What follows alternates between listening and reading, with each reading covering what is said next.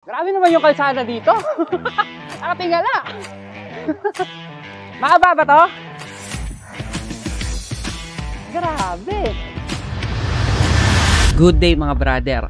Happy nga pala. And welcome sa ating Ronda Calamba serye, kung saan ay ipapasyal ko kayo sa mga cycling spots and mga ahon dito sa bayan namin sa Calamba. And para pala sa ating unang episode ay pupuntahan natin ang isa sa pinakasikat at pinakamatinding ahon sa bayan namin, ang Lago Vista. Kaya mga 4 ng hapon nag-ride out na ako. Binaybay ko ang kahabaan ng halang hanggang makarating sa Barangay Pansol, yung sobrang daming resort sa Calamba.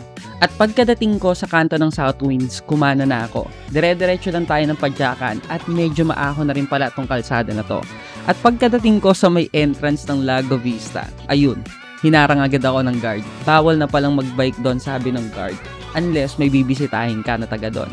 And since wala akong kakilala sa may Lago Vista, di nga, umuwi na lang ako. Joke lang. Since gusto kong ipakita sa inyo yung mga ahon dito sa bayan namin, nag-decide na lang ako na puntahan yung iba pang ahon. Ang una pala nating pupuntahan ay ang Makiling Highlands. So pagkalabas ko kung saan tayo pumasok kanina, kumanan ulit ako.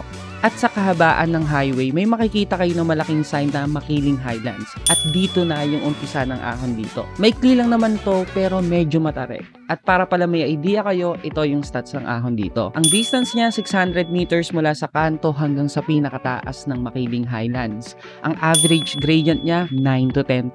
Ang max gradient na nakita ko is 11% and ang total elevation natin is 50 meters. Maikli lang talaga yung ahon dito pero ang pinaka nagustuhan kong part dito ay yung overlooking sa taas.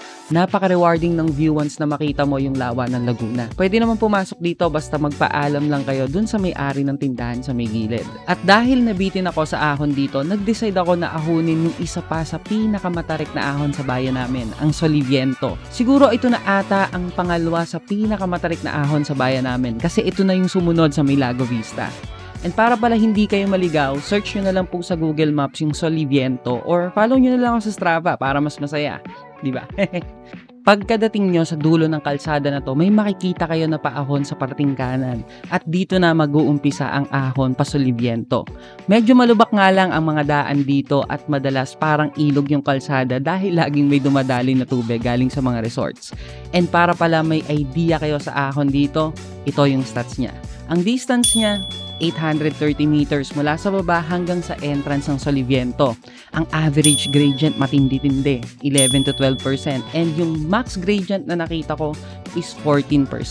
And ang total elevation pala natin is 100 meters. Maikli lang din naman yung ahon dito pero kita nyo naman sobrang tarik talaga at halos nakatingala yung kalsada. Wala ding recovery kaya tiyagaan lang talaga. At syempre, tamang giring. At pagkadating ko sa taas, tamang pahinga lang ng onte. May restaurant din pala sa loob na pwede kayong kumain at tignan yung overlooking sa loob.